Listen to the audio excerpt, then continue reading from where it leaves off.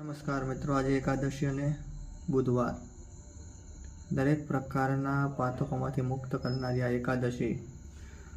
પદ્મપુરાણની અંદર ભગવાન શિવજીએ નારદજીને આ એકાદશીનું વ્રત બતાવેલું કે દરેક પિતૃઓને પણ તૃપ્ત કરનારી, કોઈ યોનિઓ જે ખરાબ યોનિઓ છે તેમાંથી મુક્ત કરી અને સારી યોનિઓને પ્રાપ્ત કરાવનારી એકાદશી છે. એકાદશી વ્રતના નિયમો આ પ્રમાણે છે કે એક નાનો એવો માટીનો ઓટલો બનાવી એમાં 7 ધાન્યોની ડગલી કરી